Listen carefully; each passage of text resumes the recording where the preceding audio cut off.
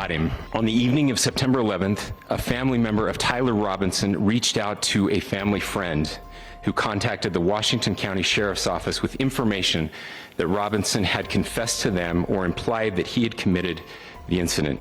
Tyler Robinson, the 22-year-old Utah man now under arrest for the shocking murder of conservative activist Charlie Kirk. Authorities say Tyler Robinson was identified after his own father recognized him in publicly released photos. Urging his son to surrender, the father sought help from a youth pastor, who then coordinated with the US Marshals to bring Robinson into custody. President Donald Trump confirmed the arrest during a live Fox News interview on Friday, saying with a high degree of certainty, "We have him." Trump added that Charlie Kirk, the co-founder of Turning Point USA, wanted to help young people and didn't deserve this. I think with a high degree of certainty, we have him in custody, right? In custody. Everyone did a great job. We worked with the local police, the governor. Everybody did a great job. So a pastor was able to turn him in, or they got the family of the shooter to turn them in? Well, it was a minister, and the minister went to a minister who was involved with law enforcement, by the way. And his good friend is a top US Marshal. And they took it from there, and then it was a father got involved, namely his father, and said, "We got to go in." And they, so I understand it, and again, subject to change, but you know, the facts are the facts. We have the person that we think is the person we're looking for. But they drove into the police headquarters, and he's there now. Did the father know about what the son had done? I don't know. I'm going to let you get all those questions later, because I can't tell you how accurate. The bottom line is they have somebody that they think did it. So, Mr. President, there is the death penalty in Utah. Yes. And I do know this is going to be a federal case, and there's many of us believe that Charlie was targeted because of his political ideology. Yeah. What's going to happen to this guy? Well, I hope he's going to be found guilty, I would imagine, and I hope he gets the death penalty. What he did, Charlie Kirk was the finest person. He didn't deserve this. He worked so hard and so well. Everybody liked him. I've been watching. Even the left is having a hard time. They fired him. Kirk was fatally shot on Wednesday while addressing a crowd at Utah Valley University. Witnesses say a gunman fired a single shot from a rooftop before fleeing into nearby woods. Investigators later recovered a bolt-action rifle near the scene. The assassination, captured on video and widely circulated online, showed Kirk collapsing as terrified spectators scrambled for safety. Federal and state officials say they received more than 7,000 tips before Robinson's arrest. A news conference with further details is expected later today in Utah. We got him. On the evening of September 11th, a family member of Tyler Robinson reached out to a family friend who contacted the Washington County Sheriff's Office with information that Robinson had confessed to them or implied that he had committed the incident. This information was relayed to the Utah County Sheriff's Office and scene investigators at Utah Valley University. This information was also conveyed to the FBI. Investigators reviewed additional video footage from UVU surveillance and identified Robinson arriving on UVU campus in a gray Dodge Challenger at approximately 8:29 a.m. on September 10th, in which he is observed on video in a plain maroon t-shirt, light-colored shorts, a black hat with a white logo, and light-colored shoes. When encountered in person by investigators in Washington County on September 12th, in the early morning hours, Robinson was observed in consistent clothing with those surveillance images. Investigators interviewed a family member of Robinson who stated that Robinson had become more political in recent years. The family member referenced a recent incident in which Robinson came to dinner prior to September 10th, and in the conversation with another family member, Robinson mentioned Charlie Kirk was coming to UVU. They talked about why they didn't like him and the viewpoints that he had. The family member also stated Kirk was full of hate and spreading hate. The family member also confirmed Robinson had a gray Dodge Challenger. Investigators identified an individual as the roommate of Robinson. Investigators interviewed that roommate, who stated that his roommate, referring to Robinson, made a joke on Discord. Investigators asked if he would show them the messages on Discord. He opened it and showed several messages to investigators and allowed investigators to take photos of the screen as each message was shown by Robinson's roommate. These photos consisted of various messages, including content of messages between the phone contact named Tyler with an emoji icon and Robinson's roommate's device. The content of these messages included messages affiliated with the contact Tyler, stating a need to retrieve a rifle from a drop point, leaving the rifle in a bush, messages related to visually watching the area where a rifle was left, and a message referring to having left the rifle wrapped in a towel. The messages also refer to engraving bullets and a mention of a scope and the rifle being unique. Messages from the contact Tyler also mentioned that he had changed outfits.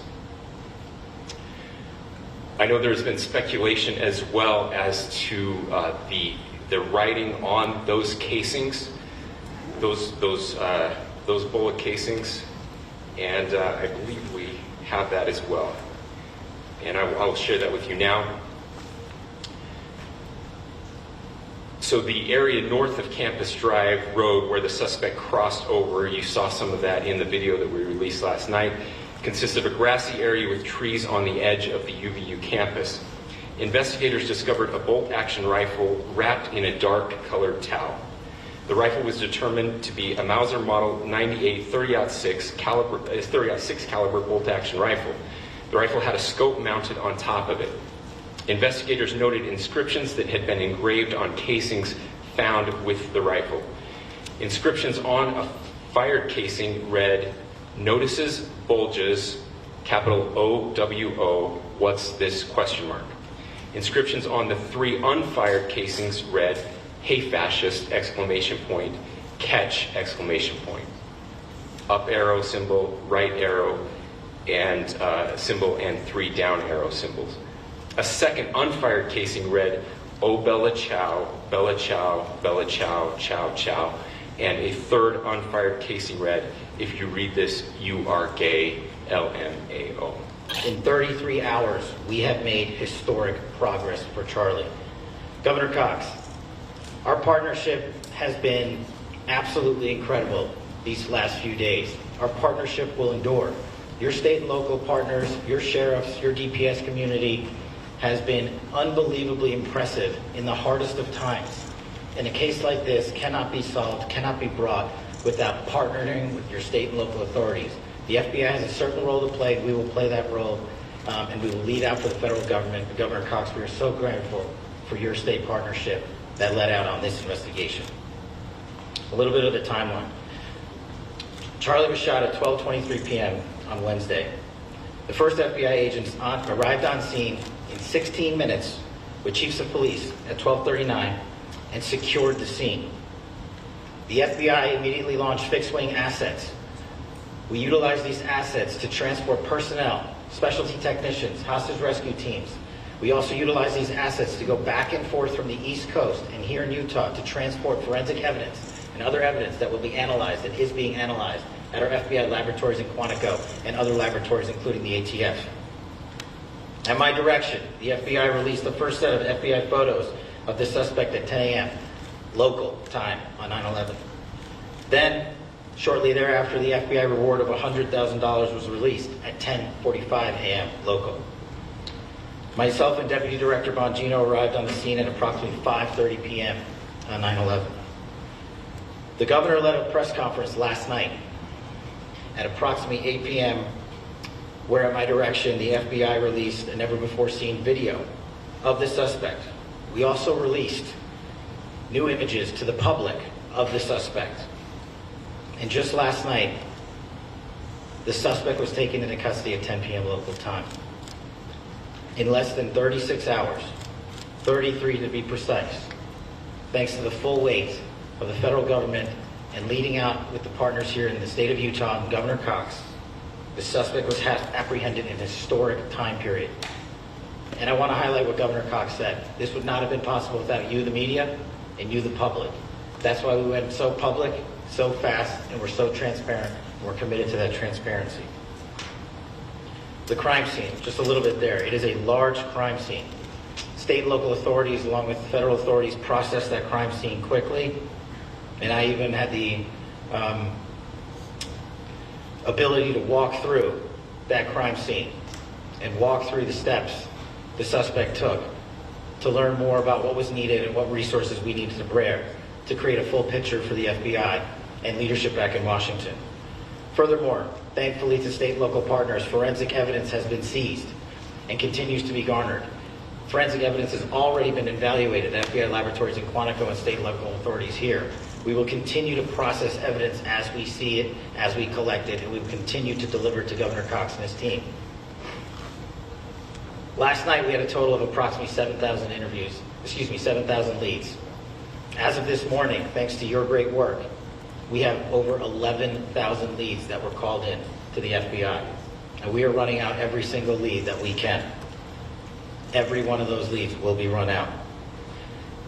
The arrest is a testament to the dedication of good law enforcement being great, and partnerships in law enforcement, which I've tried to highlight as my tenure as the director of the FBI. There is no better relationship for law enforcement than the FBI to partner with state and local authorities, and you've seen it here in these last few days. The FBI Salt Lake Field Office, along with our offices in LA, Phoenix, Denver, San Antonio, Las Vegas, Pittsburgh, Buffalo, our headquarters component in Quantico, all participate in the FBI. I want to express my deep gratitude to the employees of the FBI, the men and women, the evidence response team tacticians, the special operators, the agents, the support staff. You have done monumental work in historic time when the public, who had a right to demand such an expeditious solving of an investigation, the FBI answered that call diligently, critically important to our nation, and we delivered. And I'm proud to be their leader, and I'm proud to be the director of the FBI. This is very much an ongoing investigation, as the governor said, and we will continue to work with state and local authorities to develop the investigation, to provide them the evidence they need for their ongoing prosecutions, and we will be here to answer every call they absolutely have. The 22-year-old now faces a high-profile investigation as America grapples with a violent attack that claimed the life of one of its most prominent conservative voices.